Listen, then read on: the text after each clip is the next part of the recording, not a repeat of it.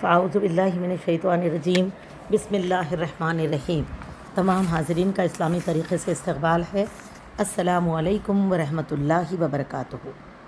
الحمدللہ رب العالمین والصلاۃ والسلام علی رسولہ الکریم، اما بعد۔ رب اشرح لی صدری ویسر لی امری واحلل عقدۃ من لسانی یفقہوا قولی۔ عزیز سامعین اکرام، انشاءاللہ تعالی آج ہم اپنے درس میں سورہ بقرہ کی فضیلت کے تعلق سے جانیں گے۔ عزیز سامعین اکرام، اللہ سبحانہ و تعالیٰ نے قرآن مجید کو جہاں پر ہمارے لیے نصیحت، ہمارے لیے اس کے واقعات کو ہمارے لیے عبرت اور ہمارے لیے ہدایت کا ذریعہ جو بنایا ہے، ساتھ ساتھ اس کے اللہ نے اس کی فضیلت بھی ہم کو عطا فرمائی ہے۔ اور قرآن مجید کی جن صورتوں کی فضیلت اللہ سبحانہ و تعالیٰ نے ہم تک پہنچائی ہے، اس کے لیے بھی رسول اللہ صلی اللہ علیہ وسلم نے مکمل خلاصہ فرمایا ہے۔ اسی لیے فضیلت قرآن مجید بھی ہم کو احادیث کی روشنی میں ہی لینا ہے، ورنہ کئی مرتبہ یہ ہوتا ہے کہ ہم لوگ جو ہے قرآن مجید کی جن صورتوں کی فضیلت ہوتی ہے، کبھی کبھی اس کو ہم توجہ ہی نہیں دیتے، اور وہ فضیلت اتنی ہوتی ہے میری بہنوں کہ کہیں ایسا نہ ہو کہ ہم جب احساس کریں گے قیامت کے دن تو ہمیں اس فضیلت پر عمل کرنے والوں کو دیکھ کر ہم کو حسرت ہو۔ ایسا ہی معاملہ میں سچ بتا رہی ہوں، کئی مرتبہ ہم نے جب سورہ بقرہ اور آل عمران کی فضیلت کا تذکرہ جب اپنی محفلوں میں کیا تو کئی طرح دینی بہنوں نے بہت تعجب کا اظہار کیا اور بتایا کہ باجی اتنی فضیلت سورہ بقرہ اور آل عمران کی، ہم کو تو اب تک علم نہیں تھا۔ حالانکہ ہم پابندی سے فلاں سورہ پڑھتے تھے، لیکن ان سوروں پہ ہم نے کبھی توجہ نہ دی۔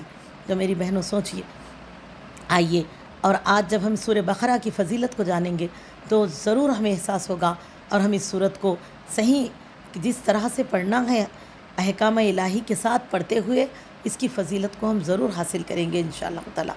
چلیے تو ماشاءاللہ سورہ بقرہ کی فضیلت میں سب سے پہلی حدیث ہم لیں گے۔ سورہ بقرہ قرآن مجید کی چوٹی ہے، یہ اس حدیث میں ذکر کیا گیا، جس کے راوی عبداللہ بن مسعود رضی اللہ تعالیٰ عنہ ہیں۔ فرماتے ہیں کہ قال رسول اللہ صلی اللہ علیہ وسلم، فرمایا رسول اللہ صلی اللہ علیہ وسلم نے، ان لکل شیء سنامن و سنام القرآن سورۃ البقرہ۔ آپ صلی اللہ علیہ وسلم نے فرمایا ہر چیز کی ایک چوٹی ہوتی ہے، اور قرآن مجید کی چوٹی یعنی فضیلت اور اس کے عظمت کے اعتبار سے سورۃ البقرہ ہے۔ اور فرمایا آپ صلی اللہ علیہ وسلم نے آگے، ان الشیطان اذا سمع سورۃ البقرہ خرج من البیت الذی یقرأ فیہ سورۃ البقرہ، رواہ حاکم۔ اس حدیث کو البانی رحمۃ اللہ علیہ نے بھی اپنے جزء ثانی میں درج کیا ہے، رقم الحدیث ہے 588۔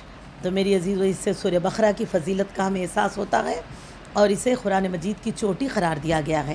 اور اگر ہم دیکھیں تو آیتوں کے اعتبار سے بھی قرآن مجید کی سب سے بڑی سورت سورۃ البقرہ ہے، 286 آیتیں ہیں اس کی، اور رکوعوں کے اعتبار سے 40 رکوع ہے۔ احکامات کے اعتبار سے سب سے زیادہ احکامات اسی صورت میں پائے جاتے ہیں، الحمدللہ۔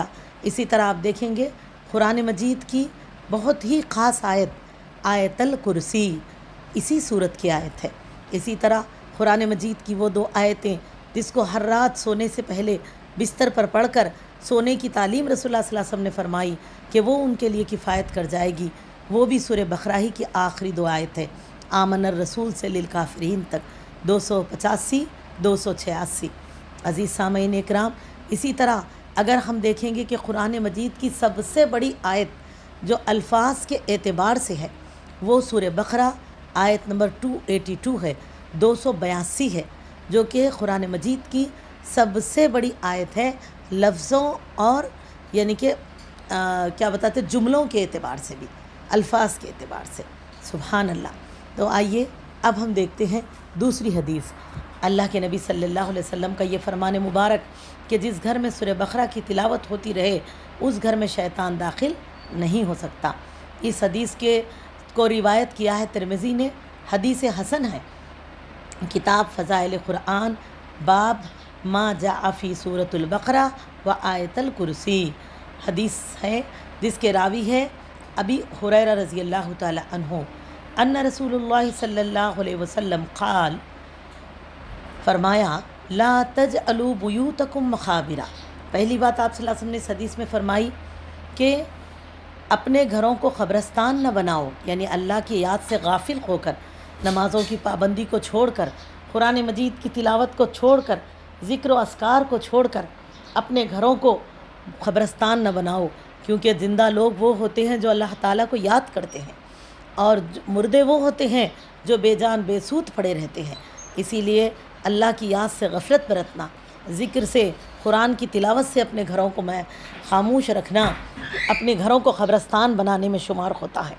کیونکہ میری عزیزو، اسی لیے ہم کو چاہیے کہ اپنے گھروں میں عبادتوں کی پابندی کرے اور اپنے گھروں کو ان طرح کی باتوں کے سے محفوظ فرمائے، ایسی چیزوں سے۔ وَإِنَّ الْبَيْتَ، اور آگے آپ صلی اللہ علیہ وسلم نے فرمایا وَإِنَّ الْبَيْتَ الَّذِي تُقْرَأُ فِيهِ الْبَقَرَةُ لَا يَدْخُلُهُ الشَّيْطَانُ، فرمایا آپ صلی اللہ علیہ وسلم نے، اور جس گھر میں سورہ بقرہ پڑھی جائے اس گھر میں شیطان داخل نہیں ہوتا۔ یعنی کہ سورہ بقرہ اتنی بابرکت اور فضیلت والی صورت ہے، اور ایک طرح سے آپ دیکھیں گے اس صورت میں اتنے احکامات، اتنے ممنوعات اللہ نے اس صورت میں بیان فرمائے ہیں۔ جب بندہ اس صورت کو سمجھتا ہے اور اس صورت پر اتباع شروع کر دیتا ہے تو پھر لازم بات ہے ہماری زندگیوں سے نافرمانی، اللہ تعالیٰ احکام الہی سے روگردانی، بدعملی چلے جائے گی، تو ہماری عملی زندگی سے بھی شیطانیت نکل جائے گی۔ اور بعد اس کے یہ بات بھی حق ہے کہ ان گھروں سے شیطان چلا جاتا ہے جس گھر میں سورہ بقرہ پڑھی جاتی ہے۔ لیکن پڑھنے کا طریقہ یہ بالکل نہیں ہے۔ دیکھیے، جیسے عام طور پہ لوگ کیا کرتے، ہر چند دنوں میں ایک مرتبہ بستی کے ہر ایک مسلمان بہن کے گھر میں سب محلے کی خواتین جمع ہوتی ہیں، ایک دستر بچھتا ہے، پھر جو ہے سب پارے تھام لیتی ہیں، ہر کوئی ایک ایک مرتبہ بقرہ پڑھ لیتے ہیں، اور پھر جو ہے نا یہ سمجھتے ہیں کہ اس طرح ہم نے بقرہ پڑھنے کا حساب پورا کر لیا۔ ایسا بالکل نہیں ہے میری بہنوں، صحابہ نے کبھی ایسا عمل بالکل نہیں کیا، کہ حالانکہ وہ حافظ کلام اللہ ہوا کرتے تھے، نہ آپ صلی اللہ علیہ وسلم نے ایسا کرنے کی تعلیم اور ترغیب دی۔ قرآن مجید میں کہیں پر بھی ایسا، جو عام طور پہ ہم دیکھتے ہیں نا، ختم قرآن کے دستر بچھتے ہیں، ختم یعنی کہ درود کے دستر بچھتے ہیں، ختم آیت الکریمہ کے دستر بچھتے ہیں، ختم بقرہ کے دستر بچھتے ہیں، تو یہ بالکل دستر بستر تکیہ نہیں ہے، بلکہ یہ اللہ کا ذکر ہے، اللہ کی عبادت ہے، اور طریقہ بھی وہ اختیار کیجئے جیسے رسول اللہ صلی اللہ علیہ وسلم نے فرمایا۔ تبھی، کیونکہ اعمال کی قبولیت کے لیے اللہ سبحانہ و تعالیٰ نے 2 شرطیں رکھی ہے، ایک اخلاص سے نیت کہ وہ کام صرف ہم اللہ کی رضا کے لیے کرنا، اور دوسرا پیارے نبی صلی اللہ علیہ وسلم کے طریقے پر ہونا چاہیے، تبھی اس کام کی قبولیت ہے، اتباع سنت۔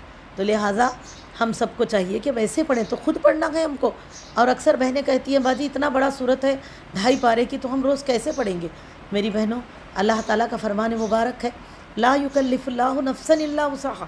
اللہ جانتے ہیں، اللہ نے پیدا کیا ہے، بندہ کمزور ہے، اللہ فرماتے ہیں ان الانسان خلق حلوا، بے شک ہم نے انسان کو کمزور پیدا کیا ہے، اللہ نے ہم پر یہ بوجھ نہیں ڈالا، ہم سے جتنا ہو سکے اتنا پڑھیے، روزانہ تھوڑا تھوڑا کر کے پڑھیے، یا اگر کبھی آپ کو کسی خصوصی معاملے کے لیے، گھر میں خیر و برکت کے لیے یا پریشانیوں کی دوری کے لیے پڑھنا ہے، تو آپ فری وقت بیٹھ کر پڑھ لیجئے انشاءاللہ تعالیٰ، یا ایک پہر میں تھوڑا، ایک وقت میں تھوڑا، ایسے کر کے بھی مکمل کر سکتے ہیں۔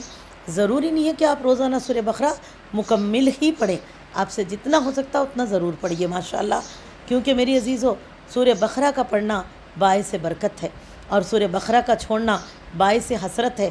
آئیے تو اس ضمن میں ایک بہت ہی پیاری حدیث سنیں گے۔ حدیث ہے کہ قیامت کے روز سورہ بقرہ اپنے پڑھنے والوں کی مغفرت کے لیے اللہ تعالیٰ سے جھگڑا کرے گی۔ سبحان اللہ۔ اس حدیث کے راوی ابو امامہ باہلی رضی اللہ تعالیٰ عنہ ہیں، کہتے ہیں کہ میں نے رسول اللہ صلی اللہ علیہ وسلم کو فرماتے ہوئے سنا ہے کہ قرآن پڑھا کرو، وہ قیامت کے روز اپنے پڑھنے والوں کے لیے سفارش کرے گا، خصوصاً آپ صلی اللہ علیہ وسلم نے فرمایا کہ خصوصاً اس کی 2 روشن صورتوں کی تلاوت کرو۔ بالخصوص اس حدیث میں منشن کیا گیا کہ 2 روشن صورتوں کی تلاوت کرو، سورۃ البقرہ اور سورۃ آل عمران۔ قیامت کے روز اس طرح قطار میں یہ آئیں گے، یعنی کہ ایک قطار آتی ہے نا، اگر ہم کہیں دیکھتے کوئی VIP شخص آتے ہیں تو ان کے ساتھ لوگوں کی قطار ہوتی ہے، تو اس طرح وہ قطار کی طرح تمہارے ساتھ رہیں گے، جیسے 2 بادل ہیں یا 2 سائبان ہیں، یا جیسے قطار میں اڑتے پرندوں کی ٹولیاں ہیں۔ سبحان اللہ۔ یہ اپنے پڑھنے والوں کی طرف سے جھگڑا کریں گے۔ سورہ بقرہ پڑھا کرو، اس کا پڑھنا باعث برکت ہے اور اس کا چھوڑنا باعث حسرت ہے، اور جادوگر اس کا مقابلہ نہیں کر سکتے۔ اسے مسلم نے روایت کیا ہے، الحمدللہ اس حدیث کو مسلم نے روایت کیا ہے۔ کتاب الصلاۃ المسافرین، ابواب فضائل قرآن، باب فضیلت القرآن، قراءۃ القرآن و سورۃ البقرہ، رقم الحدیث 1874۔ میری عزیز سامعین، اس میں کتنی باتیں ہمیں سمجھائی گئی۔ دیکھیے بقرہ کی فضیلت میں کہ ایک تو یہ کہ یہ سورۃ البقرہ اور آل عمران جب اس کا پابندی سے پڑھنے والا بروز قیامت میدان حشر میں اٹھے گا تو جیسے وہ اٹھے گا وہ صورتیں بادل کی طرح اس کے اوپر سایہ کریں گی، یا سائبان کی طرح، یا پرندے اڑتے پرندے خطار میں آتے تو جیسے ہم دیکھتے نا پرندے ٹولی کی طرح جاتے ہیں، تو وہ کیا ہوگا، ان کے سروں پر بادل کی طرح مطلب سائے کی طرح ہو جائیں گے۔ تو اس سے کیا ہے، اس دن جب سورج 1 میل کے فاصلے پر ہوگا میری عزیزوں، اپنے آپ کو بچانے کے لیے بندوں کے ہاں کوئی ذرائع نہیں رہیں گے اسباب دنیا کے، تب تو صرف اعمال ہی ان کے ساتھ ہوں گے۔ اور یہ عمل جو سورہ بقرہ اور آل عمران پڑھنے والے ہیں، یہ بقرہ اور آل عمران ان پر اس طرح سایہ کریں گے کہ وہ اس کی شدت اور تکلیف سے بچیں گے۔ الحمدللہ کتنی بڑی نیکی ہے، ھذا من فضل ربی، تو ہم کو ضرور پڑھنا چاہیے۔ اور میری بہنوں، اس کے بعد دوسری اس صورت کو پابندی سے پڑھنے کی بالخصوص ان میں 2 صورتیں آ گئی، آل عمران بھی شامل ہے، تو لہٰذا آپ دیکھیں گے اس لیے بقرہ پر زیادہ کہا جا رہا کیونکہ اس میں صرف بقرہ کی فضیلت ہم بتا رہے ہیں، لیکن آل عمران کو ضرور جوڑیے، اور جب آل عمران صورت کی شروعات ہوگی تو ہم اس کی اور بھی جتنے فضائل ہیں ضرور جانیں گے انشاءاللہ تعالیٰ۔ اور میری عزیزوں، یہ دونوں صورتوں کو اور یہ اپنے پڑھنے والوں کی طرف سے اللہ سے جھگڑا کریں گی، الحمدللہ۔ یہ دیکھیے، یہ ہے سفارش کریں گی، یہ اللہ سے ہمارے لیے جھگڑیں گی، یہاں تک کہ اپنے پڑھنے والوں کے لیے جو ہے یہ اللہ سے مغفرت کا سامان کروا لیں۔ اور آپ صلی اللہ علیہ وسلم نے اسی لیے کیا فرمایا، پڑھا کرو کہ اس کا پڑھنا باعث برکت ہے۔ سبحان اللہ، یہ برکت کیوں ہے؟ کیونکہ بادل ہے کا سایہ ہے قیامت کے دن، اور ہمارے لیے سفارش ہی ہے۔ اور سوچئے جو لوگ نہیں پڑھ رہے وہ لوگ کیا کریں گے، کیونکہ ہم بھی تو مسلمان تھے، اللہ ہم کیوں نہیں پڑھے، بلکہ جو لوگوں کے ساتھ یہ بقرہ اور آل عمران سایہ بن کر، یا یہ جو ہے نا ساتھی بن کر، یا سفارش کا ذریعہ بن کر آئیں گے، تو اس دن ان کو دیکھ کر حسرت کریں گے کہ اے کاش ہم بھی پڑھتے تو اچھا تھا، ہے نا، حسرت اسی کو کہتے نا۔ اسی لیے یاد رکھیے، ہم کو چاہیے کہ اس برکت کو حاصل کریں۔ زندگی میں وقت ہے میری بہنوں، لاپرواہی نہ برتیں، اپنے وقت کو ضائع نہ کریں، اور ان صورتوں کو پڑھنے کی عادت ڈالیے۔ اور اس کا چھوڑنا باعث حسرت، یعنی ان کو دیکھ کر پڑھنے والوں کو جو ملال اور تکلیف ہوگی نا، اس کا علامت ہے، اور جادوگر اس کا مقابلہ نہیں کر سکتے۔ تیسری فضیلت اس حدیث میں کیا ملتی ہے، اس صورت پر جادوگر کبھی غالب نہیں آ سکتے، تو اسی لیے ہم کو چاہیے کہ اس کو پڑھیں۔ تو اس سے کیا ہے کہ اگر کوئی ہمیں جادو وغیرہ بھی کرائے تو یہ صورتیں پابندی سے پڑھنے والوں پر اس کا بھی اثر نہیں ہوتا۔ الحمدللہ، ھذا من فضل ربی، یہ اللہ کا کتنا بڑا فضل و کرم ہے۔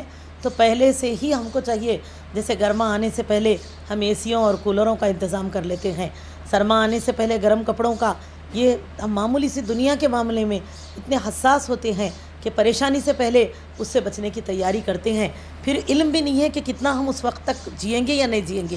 تو میری عزیزوں سوچئے، جب کہ یہ بات تو اتنی حق ہے کہ ہر پیدا ہونے والے کو مرنا ہے، ہر مرنے والے کو اللہ کی بارگاہ میں اٹھنا ہے، اور پھر اس دن تو یہ بات حق ہے، تو لہٰذا پھر ہم کیسے غفلت برتیں۔ اسی لیے ابھی تلک بھی ہم نے یہ عمل نہ کیا ہو تو اب سے شروعات کیجئے، اور ضرور اس کو پابندی کے ساتھ پڑھیے۔ اب میری عزیز بہنوں، اس میں میں یہ بات بھی ضرور احساس کرتی ہوں کہ آپ سب یہ بھی سوچیں گی اس کو پڑھ کر کہ باجی ڈیلی اس صورت کو 2.5 پاروں کی صورت میں پڑھنا، اسی طرح آل عمران جو کہ 20 رکوع ہے اور وہ بھی قریباً 1 پارہ ہے، 1 سوا پارے کے قریب ہو جائے گا، تو لہٰذا سب ملا لیں گے تو ہمیں 3 ساڑھے 3 پارے پڑھ لینے پڑیں گے۔ تو ہم یہ کیسے کر سکیں گے جب کہ ہم پر ذمہ داریاں ہیں۔ میری عزیزوں، پھر میں دوبارہ آپ کو یہی بات بتاؤں گی، الدین یسرن، میرے عزیز سامعین، دین بہت آسان ہے، اللہ نے ہم پر ایسی مشقت نہیں رکھی ہے، بلکہ ہم یہ اپنی سہولت کے حساب سے پڑھیے۔ دیکھیے ڈیلی سورہ بقرہ کے 1-2 رکوع پڑھ لیں اور آل عمران کا 1 رکوع، تو یہ ہلکا بھی رہے گا، اور ہر 20 دن میں دونوں صورتیں اکٹھا مکمل ہوتی رہیں گی، پھر دہراتے جائیے، پڑھتے جائیے، اس کو ہمیشہ ذکر کا حصہ بنا لیجیے اپنے۔ اور پھر اسی طرح اگر کسی کو اتنا وقت نہ ہو تو 1 رکوع پڑھیے، 1 رکوع آل عمران پڑھیے، یا اگر اتنا بھی وقت نہ ہو تو چند آیتیں بقرہ، چند آیتیں آل عمران پڑھیے، لیکن ضرور پڑھیے میری عزیزو، کہیں ایسا نہ ہو کہ قیامت کے دن ہم حسرت کرنے والوں میں سے رہ جائیں۔ الحمدللہ اللہ ہم سب کو یعنی کہ اس برکت کو پانے والوں میں شامل فرمائے، اور اللہ تعالیٰ سورہ بقرہ کی پوری فضیلت ہم کو عطا فرمائے۔ سورۃ البقرہ تلاوت اور سماعت جادو کا بہترین علاج ہے۔ تو ہاں، کبھی اگر ایسے مسائل ہوں جس میں آپ کو بہت ضروری ہو جائے تو اس کو گھروں میں اپن لگا کے سن بھی سکتے ہیں، اس وقت آپ مکمل سن سکتے ہیں، لیکن ایسے وقت میں آپ اگر وقت ہو تو ضرور پڑھیے پورا بھی، لیکن نہ ہو تو جتنا پڑھ سکتے۔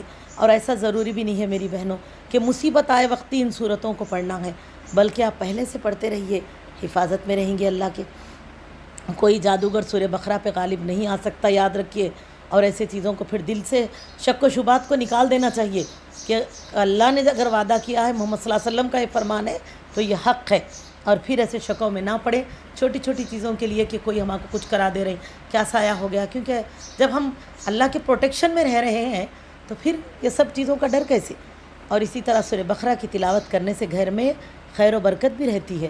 سبحان اللہ علیہ علم کا کہنا ہے، خیر و برکت کی دوری بھی قرآن مجید کو چھوڑ کر اور ایسی صورتوں کو چھوڑ کر دنیا کے پیچھے دنیا داری، 24 گھنٹے ٹی ویوں کا بجنا، ریلوں کا، سیریلوں کا دیکھنا، یہ سب چیزیں برکت سے دوری اس چیز کی وجہ سے ہے۔ لوگ کہتے ہیں کہ نہیں، ایسے مہنگائی بڑھ گئی، حالات خراب ہے، زمانہ خراب ہے، کاروبار نہیں مل رہا، نہیں فلاں کی نظر لگ گئی، ٹوکا لگ گیا۔ پہلے یہ دیکھیے ہمارے اعمال کیسے ہے، نہ فجر کی نماز کو اٹھ رہے ہیں، نہ تو ہم ظہر کی پابندی کر رہے ہیں، نہ ہم عصر میں پابند ہیں، نہ ہم عشاء پڑھ کے سوتے ہیں، اللہ سے دعا اور رجوع ہی نہیں ہے، تو بتائیے گھر میں برکت کیسے رہے گی عزیزو۔ اسی لیے پہلی چیز کلام اللہ کو تھامیے، اللہ کی برکت کلام اللہ کی تلاوت میں اور عبادتوں کی پابندی میں ہے الحمدللہ۔ تو لہٰذا اللہ ہمارے گھروں میں خیر و برکت لائے۔ سورہ بقرہ کی تلاوت ترک کرنے سے گھر سے خیر و برکت سے محروم ہو جاتے ہیں۔ اللہ سے دعا ہے آخر میں کہ اللہ سبحانہ و تعالی ہمارے کہنے اور سننے کو بھی قبول فرمائے، اور جو زیادتی اگر ہم سے کچھ ہو جائے الفاظ کی تو رب العالمین معاف فرما دیجئے، اور جو کمی ہو جائے اللہ سبحانہ و تعالی اس کو پورا فرما دیجئے۔ وَأَرِنَا الْحَقَّ حَقًّا وَاتِّبَاعًا وَأَرِنَا الْبَاطِلَ بَاطِلًا وَاجْتِنَابًا۔ ربنا تقبل منا انك انت السميع العليم، ربنا وتب علينا انك انت التواب الرحيم، ربنا آتنا في الدنيا حسنة وفي الآخرة حسنة وقنا عذاب النار۔ اللهم صل على محمد وعلى آل محمد وبارك وسلم وآلہ وصحبہ اجمعین۔ سبحان ربک رب العزة عما يصفون والسلام علی المرسلین والحمد للہ رب العالمین۔ آمین۔